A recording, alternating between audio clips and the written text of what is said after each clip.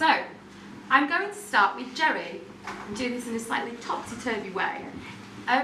Jerry, why, that's not a question which I told you what I wasn't going to do, but I'm just going to do it for the experts.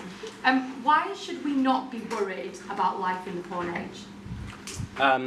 There are a lot of myths and scare stories and around porn, and that probably happens because there's a hell of a lot of fear about sex that goes deep into our primal past. So I was a techie, and then I built a porn site. So I was around the porn industry, the online porn industry, from the mid-90s till about 2013. Could you speak up a bit? Sorry, I haven't got a very good projecting voice, but I'll do my best. So I was around the porn industry for a long time, from the mid-90s till about 2013, and I got more and more concerned that there were, obviously that there are a lot of anti-porn campaigners. I began to come across more and more myths used to attack the industry and to attack the people who work in the industry. And I ended up closing my business. The fact that the porn industry was collapsing kind of helped me decide to do that. And I wrote a book called Porn Panic, which really looked at the history of anti-porn feminism and some of the mythology around pornography. And then I set up a campaign called Sex and Censorship, which was really designed to tackle moral panics in the media. No one was getting up and defending porn in the media. Everyone would agree that it was bad and then discuss why it was bad. Actually, can I just hold you there? I'm going to do a quick poll.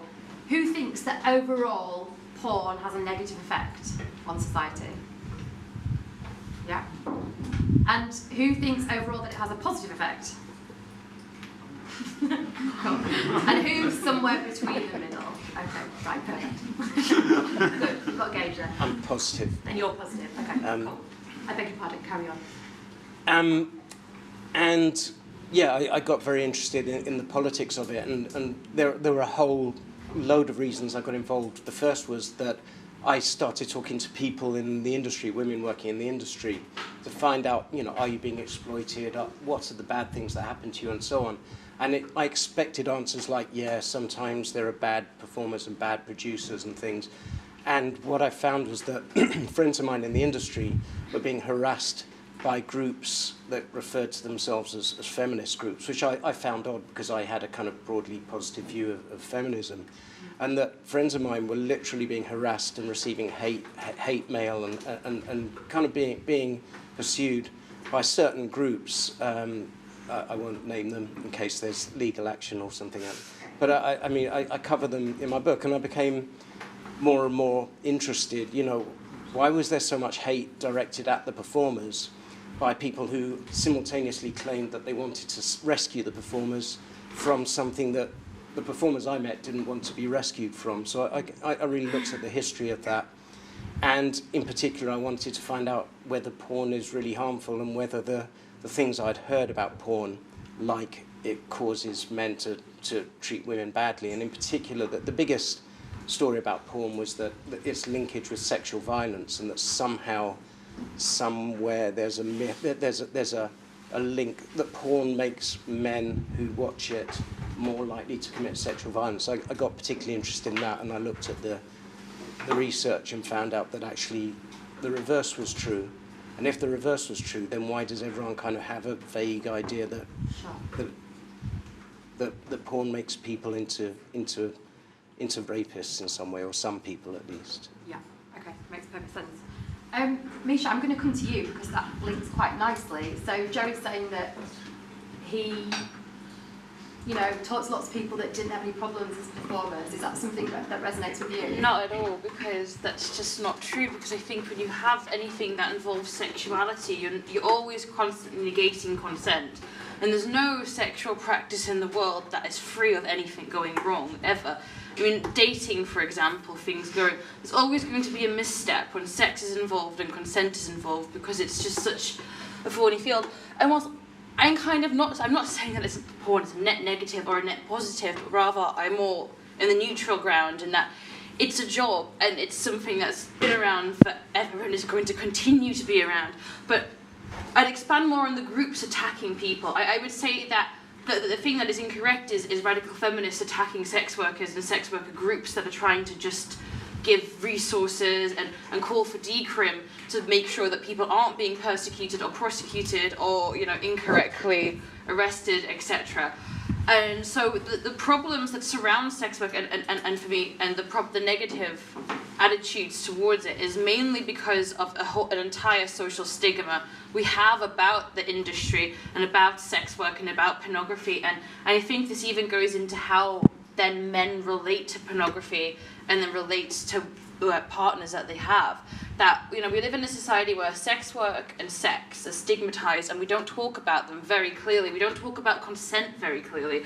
So porn is like rising more and more because of the proliferation of the internet. You can't escape the internet, so everyone's seeing it more and more. It's not like it's being produced more or it's being even more aggressive than it ever was. It's the proliferation of people being able to access it.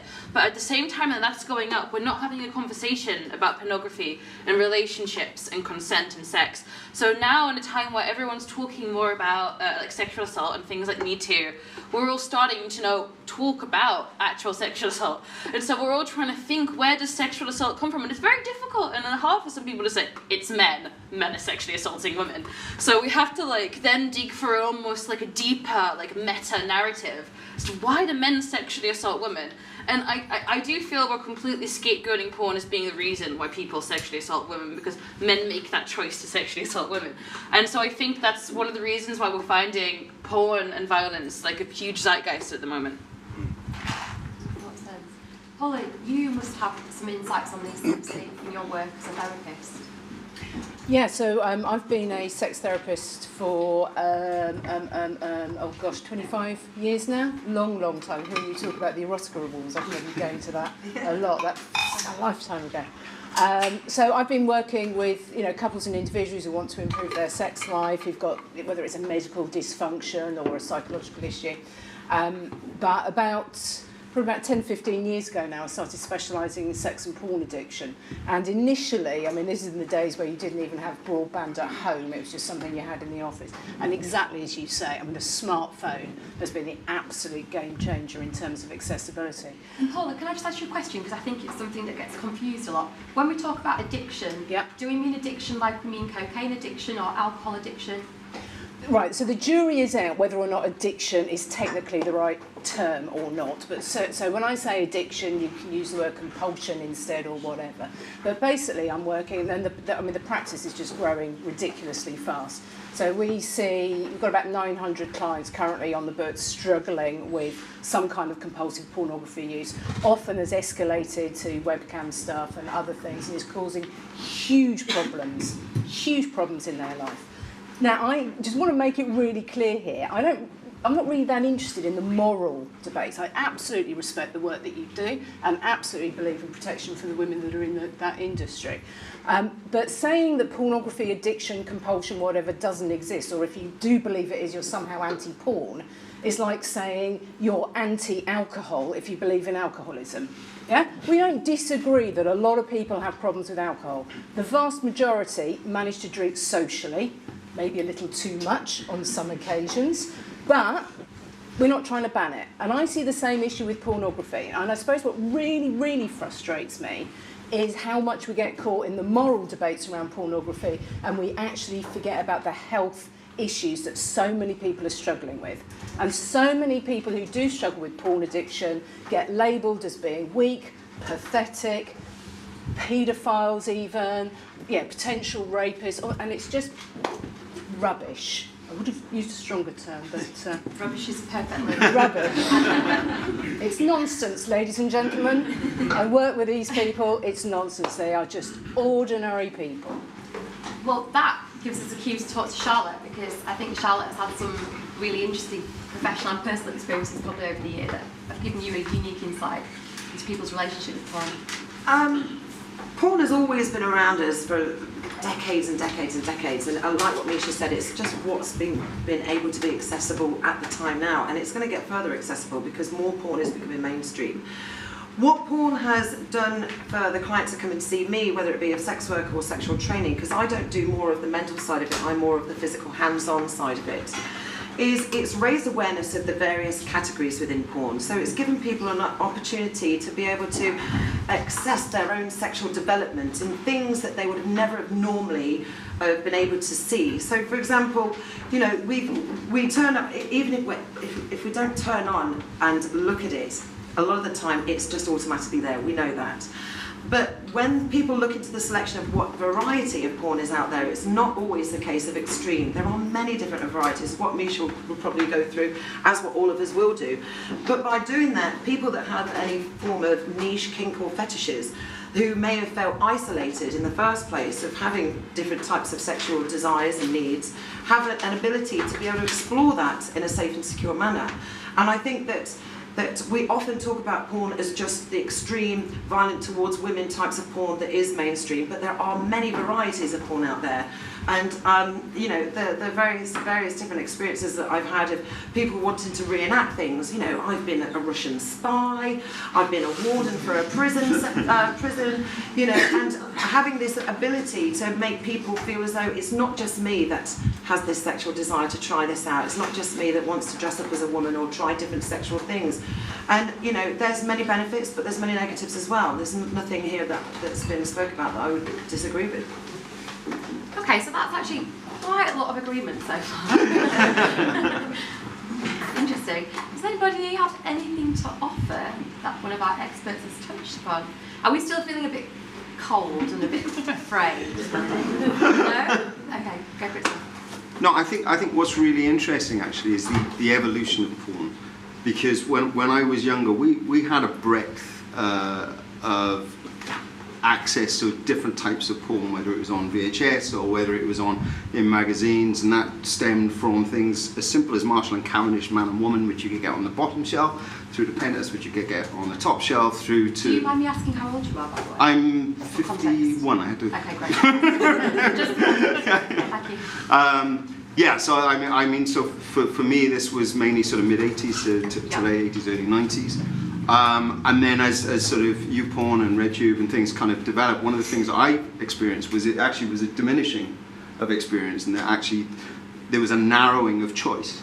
So suddenly the things that we were able to go from something very, very soft to incredibly hard, like something like Animal Farm, which you found in your father's bed, which was the most horrendous thing you've ever seen. Why was it there? No idea, but very grateful it was, because it was like, okay, never watching that again. But you got a breadth of experience, and the other thing that was kind of driving there were things like Making Love came out on Virgin Video, and it was kind of, there was a crossover between soft porn and hard porn, and you could sort of slide between the two. Whereas now I feel everything that you get on the internet is very much hardcore hard porn within a particular defined parameter. That's really interesting. Do other people feel the same way about the kinds of content that's on the internet, that it's just a bit too abrasive, a bit too much? I think in terms of what young people or anyone who's sort of looking for it for a first time, and I say young people because I'm here on behalf of a young people's organisation, with Tinder, we educate young people about healthy relationships. And I think in terms of, I would agree, I think in terms of what you're likely to come across, not knowing what you're looking for the first time, what you're likely to find is something that is potentially a lot more hardcore, or potentially doesn't have particularly healthy attitudes towards, or doesn't show particularly consent. I would say consent doesn't always come across as being particularly explicit or particularly prevalent, or you might see quite aggressive or degrading behaviour towards, say, women or LGBTQ+ performers, for example. And I suppose our concern from that perspective is, if that's their go-to form of sex education as young people, because we know it's not being talked about enough at school. I think you touched on that brilliantly, that we're not having these conversations, and certainly not with young people, because if adults are squeamish about sex, the idea of talking to young people about it is even more so. Then I suppose our question is, does the porn industry have a responsibility to the next generation, because they are going to be the next generation of consumers as well, and how do we support young people in navigating that when they don't necessarily have someone to turn to talk about it, or being given spaces to talk about it in a way that's not judgmental, but does actually allow them to be able to unpick what they're seeing, because they may well see it and enjoy it, and that's totally normal for them, but obviously what they may be learning about sex, if they aren't having quality sex education elsewhere, that could be quite an isolating experience as well as not particularly a positive one. Jeremy, do you want to come back to that? Because I think there might be something. Well, I was around the industry, and I mean, whenever I was around the industry, for a while I was chair of the Adult Industry Trade Association, and there was never a time when someone wasn't saying, should we hold the porn industry responsible for something? And at the time, I mean, the industry was desperate to be seen as cleaner than clean, was very concerned about censorship and so on. I think now the industry kind of imploded from 2007 onwards as the free content arose, and I think to an extent most porn out there isn't from the porn industry. Most porn out there is made by people at home with their partners and published to user-generated content sites and so on. So the porn industry is much less powerful than people would like to imagine. Can I make a point real quick? There is no porn industry. There's no union for workers at all. There's union for bosses like Jerry was talking about, but there's no network that you could define and pin down as an industry. There's no industry regulations. There's no guidelines. It's basically, if you can imagine, just a network of cottage industries that changes in each different country you're in. So the porn industry in the UK will look completely different to how porn is produced in the US, and so or in Japan, etc., etc. The problem is, so like you said, the responsibility, you can't put it on an industry because there is no industry. There's a few really big producers, but it's like the film industry without anything to support it. It's so you can't then say, well, what's your responsibility? Because you can't point at a person who has any responsibility. And the fact it's like all film, it gets delineated more and more now that anyone can make it because of the rise of technology. And it's not any less valid than anyone else's because you're like Brazzers or you're a performer making your own thing or you're whatever and you're putting your own thing. It's all part of the industry that everyone sees. But I completely agree, and this is something that I grapple with a lot because we have to have these conversations and we have to talk about relationships and how people view sex.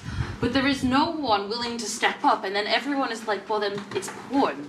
What are you guys doing? I'm like, damn, I don't know. We're just trying to make films. I feel like everyone's like, it's the Illuminati, you guys have like plans, and there are literally conspiracy theories to that level about pornography.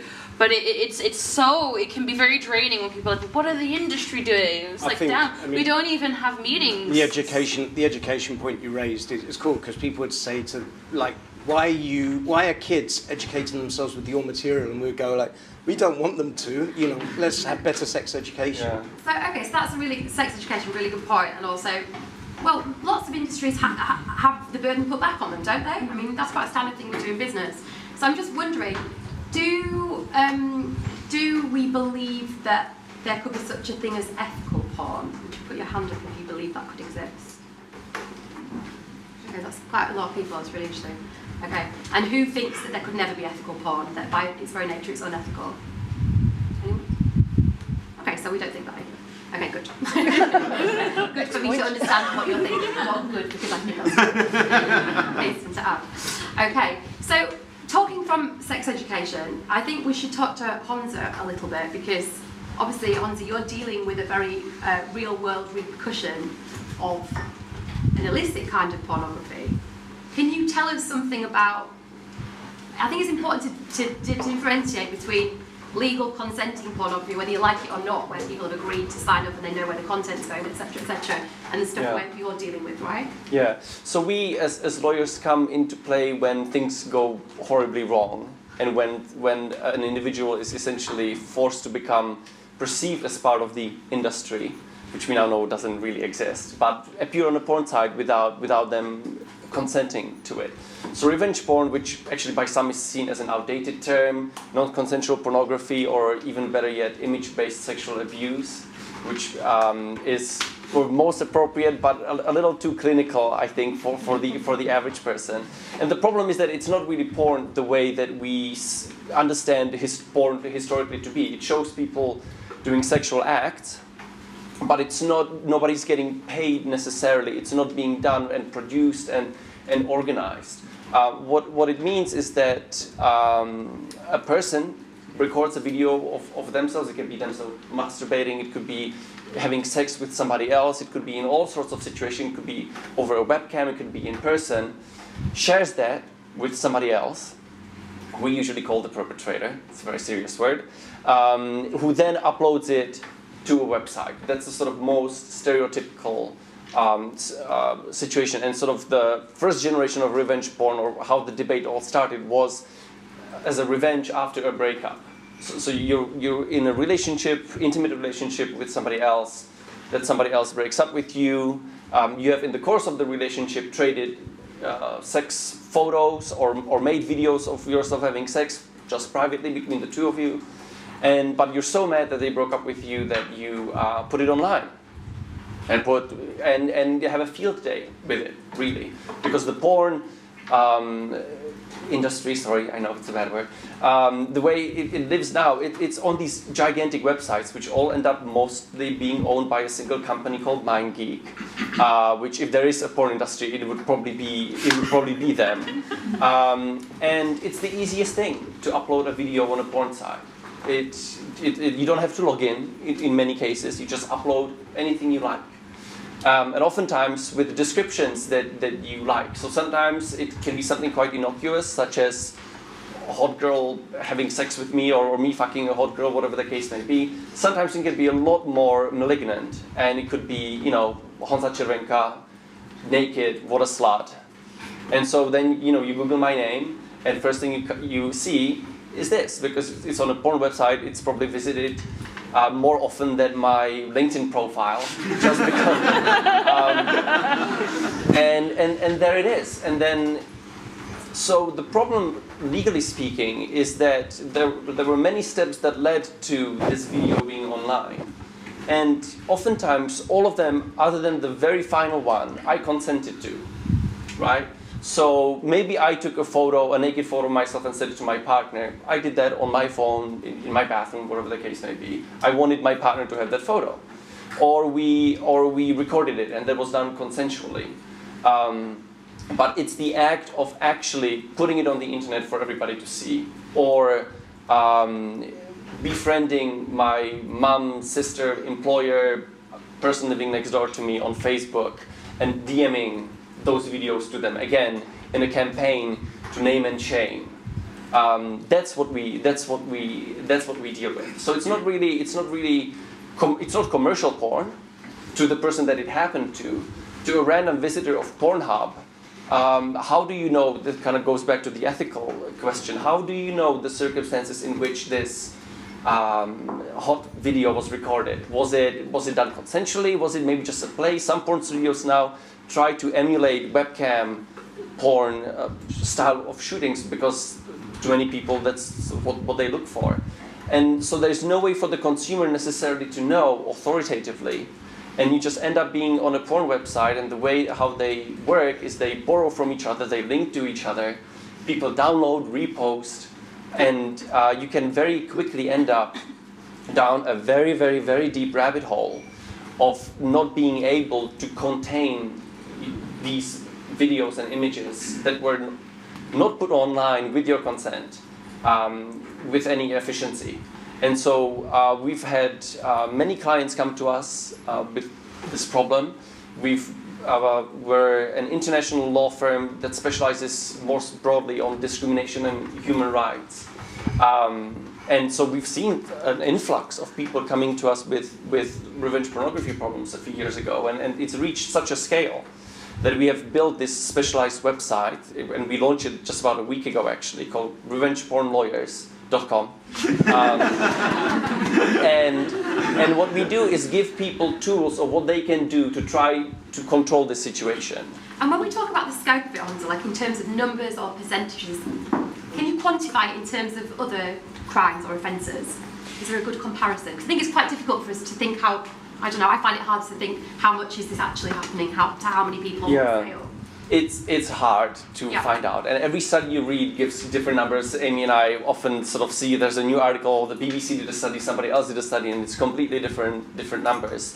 The Cyber Civil Rights Initiative, which is a US-based nonprofit, did a really interesting survey and found that about 50% of young adults, defined between 18 and 26, have sent nude or semi-nude photos of themselves to somebody else. And funny enough, not funny enough, but for us, interestingly enough, because one of the one statutory measure that the parliament has given us to fight revenge pornography and to outlaw it was something called the Criminal Justice Act of 2015, which made revenge pornography criminal.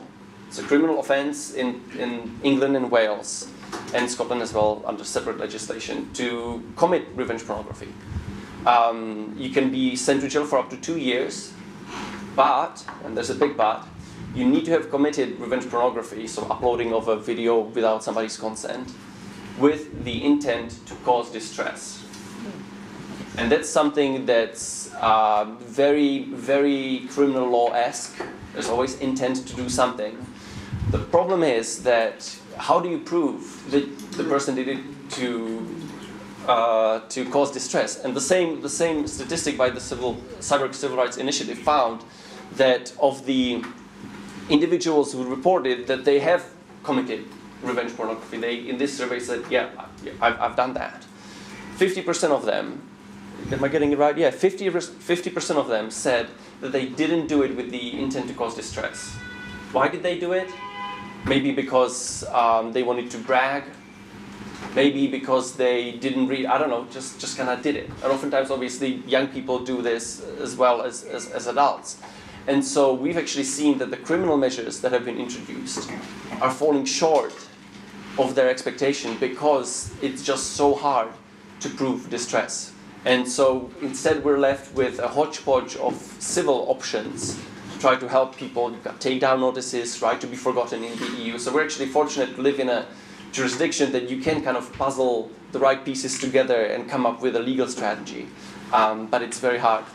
Could I just ask, do you have any stats for how many prosecutions there have been since the law was passed? I do.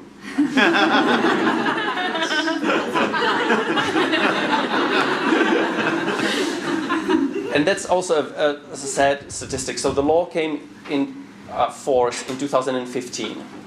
There was a big study done by the BBC last summer to look at the essentially 3 years or so of prosecutions. 7,800 cases were reported to the police Over 3 years. over the 3 years, which is a significant number. Worryingly, almost a third of the victims decided not to actually support their charges and go forward. So about a third of the 7,800 people decided, actually, you know what, I just forget it. I don't want to deal with it. Which we think is very troubling. The rate of prosecutions that have actually been successful has been falling as well. We see the problem oftentimes is with the police not being trained fully in order to be welcoming and supportive of victims. Oftentimes people face so much shame to even walk through the door to the police station, and then are not necessarily met with the kind of response that we would like to, although that is improving. It's also partly because revenge porn is not classified as a sexual offence in the UK, so you do not get automatic anonymity. Which again, the last thing that you want to do as a victim of revenge pornography that has naked videos online with your name on it is to say, oh, John Smith or Jane Smith versus whoever the person is, to have that in the newspapers. So there are a lot of reasons why people don't follow through with them, but that is to us a very, very alarming statistic to see that such a huge proportion actually just report and then walk away from it. Which is what happens with sexual assault and rape, obviously. Yeah, very similar. Do people here worry? Does anybody lay awake at night worrying about what's going to happen to one of their pictures? I do. Anybody else? No? Good. One thing that's worried me, and I don't have any direct experience, but I've found that some of the anti-porn campaigners also campaign for the revenge porn law, which made me slightly suspicious of it. And I wondered whether anti-porn campaigners were then going to use it against producers who didn't have the right paperwork and this kind of thing. I mean, to me, it seemed like a reasonable law, but certainly some of the people who campaign for it are not reasonable people and want to ban everything, and it seems like that's one way to chip away at the edges. Yeah, I'm sure there are groups like that. I think revenge pornography or non-consensual pornography, I think it's pretty hard to not be against the practice. Because it is a completely different issue. Yeah, it's such an island. If you're producing pornography, you should have a model release form in an ID shop. Yeah. That is just standard. That shouldn't be a problem. You shouldn't upload the content if you don't have that, and then you shouldn't be surprised if anyone requests a takedown if you don't have that. That's just. If there were to be industry practice, that is the practice. What that would be. That is the practice. That's probably the only thing we all have in common across the world is that you need a model release form and you need usually 2 forms of picture ID. So I don't think that anything to do with revenge porn is going to be bad for the porn industry. In fact, I think it's really good that we continue to tackle revenge porn, and even Pornhub take this line, because Pornhub are incredibly proactive. They're the most proactive website in taking down revenge porn, because as revenge porn exists and it coexists in spaces where we upload legitimate pornography, it just pollutes our cause. It doesn't give us any extra rights, doesn't help us. So I think it's fantastic that we continue to ratify things for people against revenge porn. I don't see that as a threat. Almost, I know what you mean, Jerry, that there are groups who like Object, etc., who circle kind of as a Venn diagram, who go into pornography and then revenge pornography. But they have good intentions with that, I think. I don't think that you can do much about groups who you don't like being involved in things like that. And the same thing happens with porn addiction. A lot of the anti-porn campaigns, and the number of times I've been asked to speak at things, but they jump on the bandwagon. Mm-hmm. If porn addiction exists, then pornography is bad and we must ban pornography. Yeah, the logic. So obviously alcohol is going to be banned as well for exactly the same reason. We've got lots of evidence that doesn't work. So Right. Yeah, They can't exactly. extrapolate. Exactly. Okay. But it just confuses the issue, and it means that people are actually who are trying to make some changes then just get labelled along with other extremists. Yeah. Yeah, what I thought is really interesting is that we keep on talking about the porn industry, and you mentioned it, we keep on like throwing the baby to, the porn industry, and we don't actually talk about the interest of the consumers who are actually taking a lot of pleasure in it and are actively returning to it. So something that I was wondering is, with regards to the anti-campaigners, which often correlate with the feminist groups, it's like why is there so much offense with porn? Is there also just like a question of this major insecurity as to what pornography is representing? And so is this then just, should there not actually be a real questioning and a massive reflection as to what sex and pleasure is about? And that's actually like, yeah, as you were saying, like sometimes there's not consent, and is there any issue with that? And is that why then pornography is so secretive? Because it's finally putting us in front of a core of humanity. I found that I think there are obviously deep psychological reasons why we find sex uncomfortable, but I found that the anti-porn feminist kind of arguments interesting because they begin saying they're going to save the performers because obviously the performers are being harmed, and that was a lot of the early stuff, and then a lot of performers came out against them and kind of embarrassed them, so then they moved on to the effect on the consumers, in particular men, and started linking it to sexual violence, and I found that particularly interesting, and especially when I looked at a hell of a lot of research that's out there, including British government research, and found that actually wherever there's been serious statistical correlations done, the increasing access to porn correlates with the decline in sexual violence. And that's really interesting, and it's interesting that's a long way from finding causations, but it was completely the opposite of what almost everybody believed. To the extent that, on the blurb for this, it says, with revenge porn and rape offences on the rise, long term, at least in the Western world, wherever there are good statistics, rape offences have fallen massively. What there has been is an increase in sexual offences. A lot of the sexual offences, rape has become a smaller and smaller part of what people But get we're still failing prosecuted to for. prosecute, aren't we? We're still failing to prosecute. You know, for sure, but there is increased reporting of rape. There is increased reporting, and the authorities have got somewhat better, and they haven't got any worse. But yet, I mean, just to give a headline figure, which I find astounding, astounding that people don't know. There were the FBI keeps just about the best sexual violence stats out there. Between 1979 and about 2005, there was an 85% decline in rape recorded in the United States. And that, at the same time, there was about a 60% rise in likelihood of reporting. So, I mean, that's absolutely astounding, and it could be seen as good news, even though obviously there's a hell of a lot of sexual violence. Or it might not be linked to pornography at all. I mean, Yeah. on the one hand, you say you can't blame porn for these. I know it's not. Oh, but we can say porn is good. I have not. No, I haven't. It's that side. I haven't mentioned causation. I haven't mentioned causation at all. But just to finish, there are two groups that misrepresent rape statistics. Sorry.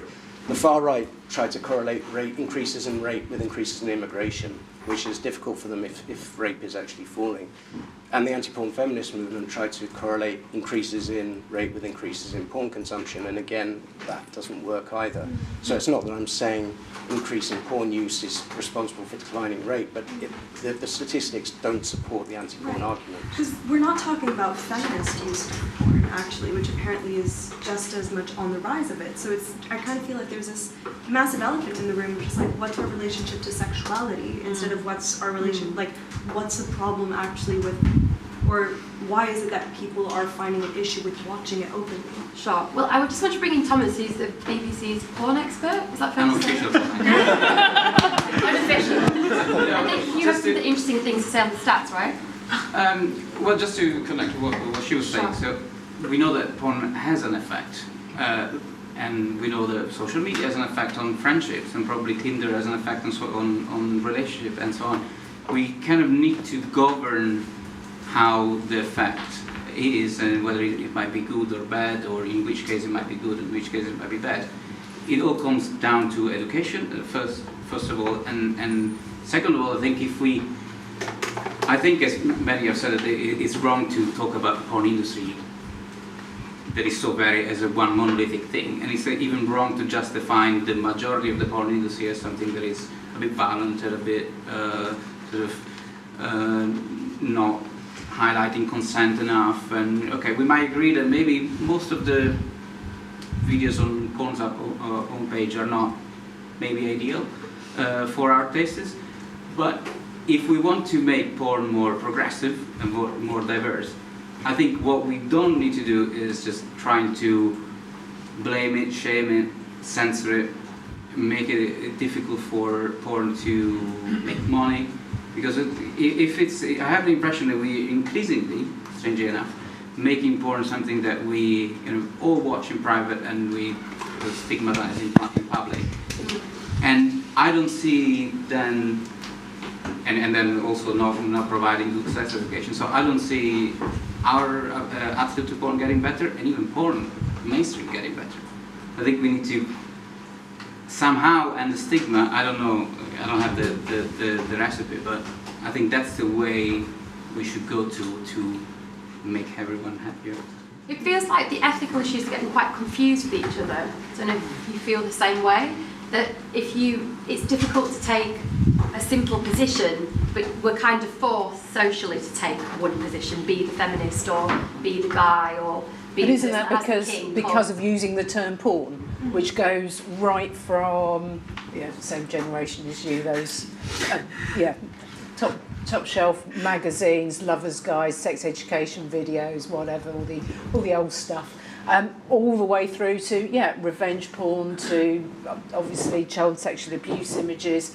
We've got all of this under one heading called porn. I mean, no wonder we get confused, and you're trying to have an opinion on that when it's just so vast. I don't think anybody would disagree that some pornography is unhealthy, is bad, is not good, and some is okay.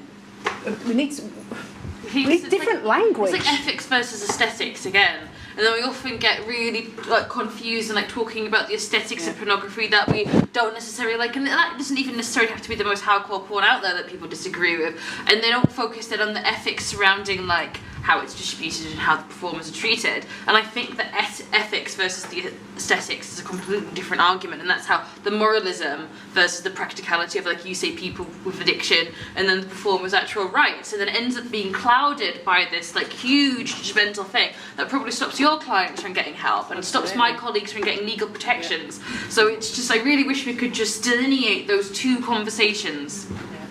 Charlotte, I think you had something you wanted to say. I was just going on about the areas of it. So going back to pleasure as well, in 2014 the government made an amendment to an existing law to state certain activities could no longer be produced in pornography, including female ejaculation, face sitting, and it was trying to take away those elements of female pleasure, which we all, most of us sat here today, fought alongside that with the porn protest outside Westminster.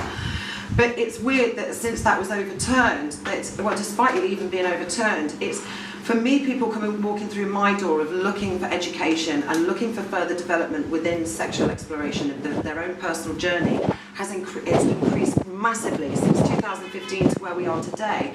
I probably get a minimum of around 220 people walking through my door within that year wanting to develop themselves sexually. But this is the problem, is that when people specifically state the word porn, it's automatically violence, extreme porn that they're looking at. And I think we're absolutely right in having the conversations to be able to separate the different areas of categories that is within porn that may be harmful, can be beneficial, and trying to find that medium of, rather than umbrellaing it under one category, how we can use it, whether it's an educational purpose for sexual pleasure or whether it's something that could be used as a tool for something else in the future. And I think that until we like to blame porn because that's where it is up front, but we need to take a step back and see what's going on behind the scenes. Why aren't our parents educating their children? Why aren't schools doing more to allow pupils to work to understand about sexual pleasures rather than sex as just procreation, but also how to incorporate a relationship in their day-to-day lives, how to fill in their tax return. It's these sort of things that we need to be looking at rather than asking the same questions over and over and over again. We all know where we are, realistically, we all know, but what actually needs to be done is the people like ourselves here taking that step forward, opening the conversations of, hang on, this is what you see where the problem is, but actually, if you want to go back and take the problem to its roots, education is the massive way forward to be able to develop people and the next generation to be able to watch porn healthy, safely, and in the comfort of their own home in a consensual manner. That sounds like a manifesto. She is good. I think there was a gentleman there with his hand. Yeah. To continue with that idea and the idea of there being a vast number of different categories and subjects within porn, what do we think about perhaps the idea of the government regulating it? So to continue with the alcohol idea of separating like your London Pride from some gin someone's made in their garage. So your healthy regulated stuff, stuff that's going to hurt you. Now, it's weird because I've got conflicting issues when it comes to regulation. I agree and I don't agree. I agree in the sense that standards of procedure needs to be put in place to ensure the safety of its workers and its users. But then I also think that if you're looking at a legalised system of regulation like Amsterdam for sex work, the minute you do that, you're having to fill out your name, your ID, for a purpose of a licence, which costs money at the same time. Who controls that information? Where does that information go? There are many workers out there, I'm going to talk on the single mum side of it, that do sex work, that do porn because they're topping up benefits, they're doing it out of poverty, and those people don't want their identity to be in a government website. But then you look back at the industry, are they mature enough to be able to hold and safely secure that information? That's where I'll disagree as well. I just think, it'd be great if we could have some sort of regulation, but you can't regulate the internet. I mean, it's the internet that's the issue, not porn. When it comes to that. That's the problem. Well, they'll try. They tried. They can't make age verification work anyway. It's just... they tried with the age verification requirements, which were sort of announced and that were meant to be implemented within like a month and a half. That will be implemented. That will be coming in. Let me just check. Does everybody know what the age verification stuff is? So it's the idea that we're going to have a kind of porn permit that will say that we're old enough to watch it. I think, my guess that they suddenly pulled it in July, and my guess is that happened because they had expected Brexit to be through by then, and it's not. Do you think it would, people would fall onto Brexit sides about? I think they're going to roll it out the minute. If there's a no-deal Brexit, they'll roll it out when no one's looking. And the thing about age verification sounds fine because it puts requirements on websites to verify the ages of their users, and it's a bit expensive, but it kind of can be done. The problem is that 1% of sites in the world are going to implement age verification. The other 99% aren't, and the government and the law also specifies that those sites can be blocked. So for the first time in British history, there is an internet censor. The BBFC has been appointed the role of internet censor, but they call themselves the age verification regulator, but they're the internet censor. They're ready to go, and I reckon they're waiting for Brexit because it would be illegal under EU law to censor the Human Rights Charter, yeah. Okay, so I realise we've gotten very technical now, which I think has been very helpful because we're trying to look at life in the porn age, right? So there's a lot to cover. But I'm also aware that Agatha is creeping across the screen, and I probably haven't shown you any statistics that might be interesting to our conversation. Can we look at the actions performed statistic? No, not that one. It's there, it's somewhere. Okay, this one. So I thought this was really interesting. So this, can we see it on all screens or just that one? Can you see it up there? Okay, perfect. Okay, so this is a really interesting chart, and I don't know what you think about this. It's about the stuff we get inspired to do when we watch porn, and I don't know how much this.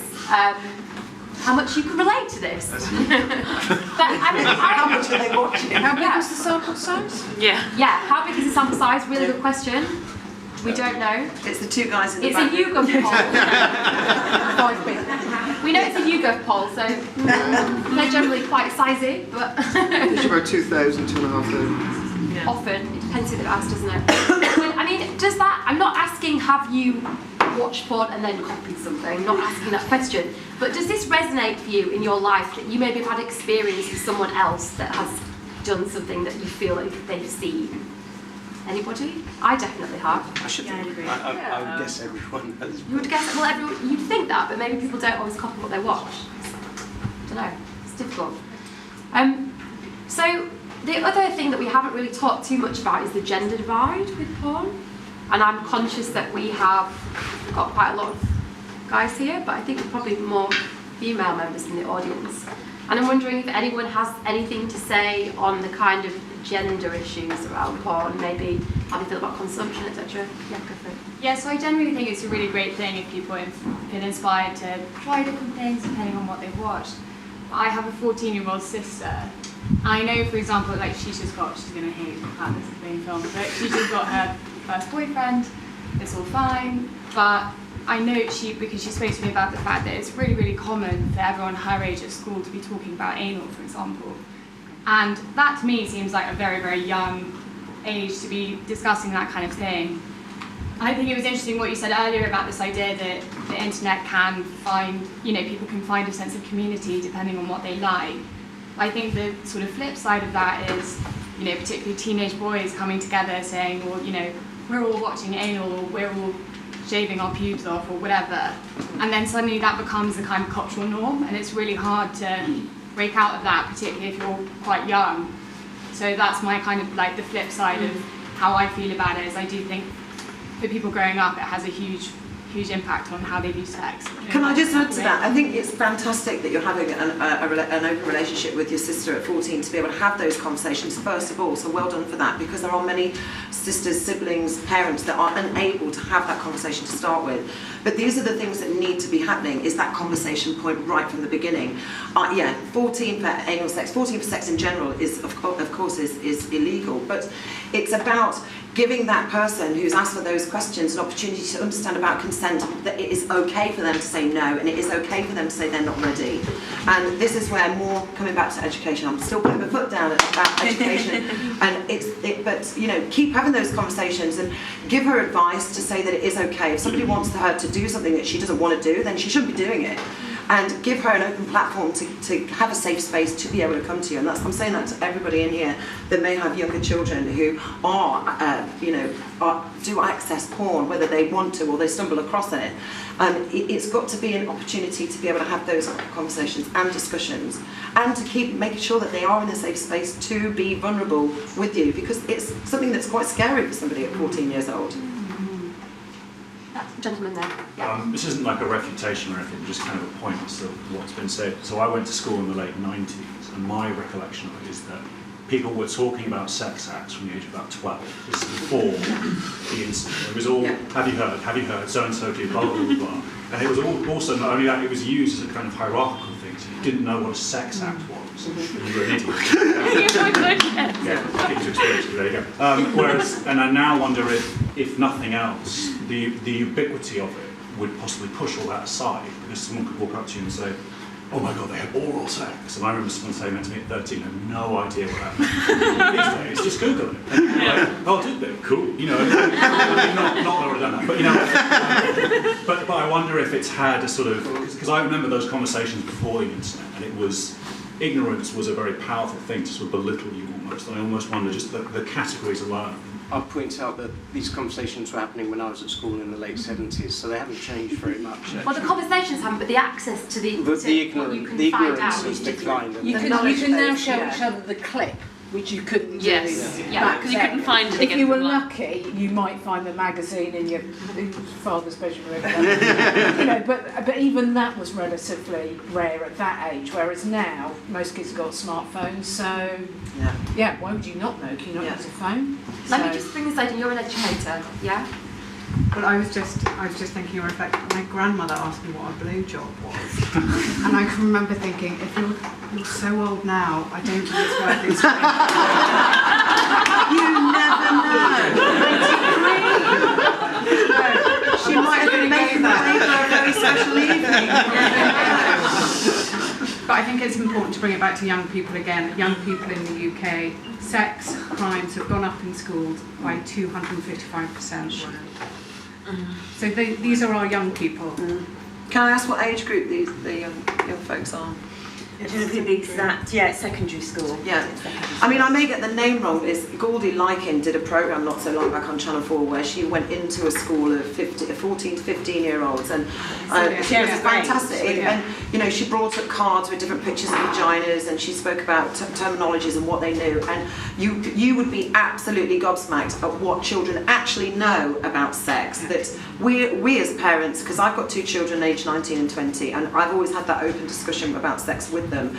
But when I was finding out what, so what do you know? Well, I know about cocks, I know about blowjobs, I know about 69s. I'm like, what? But these are the conversations that you've got to be having. And I think that one of the things that Goldie Lykin brought out was that do you know, I can't even remember the point that I was just about to get to. But it was a very good one. It was like anything else. We would have all loved it. So just applaud now. Well, we are just about reaching the end of time. But Thomas, I think you just have one last thing to say. Just quickly, so I agree with everyone with what everyone was saying about education. On gender divide, I think I presented a conference a bit like this about porn at a uni 12 years ago. And the audience was mostly male, and everybody agreed that most of the porn was made by men, for men.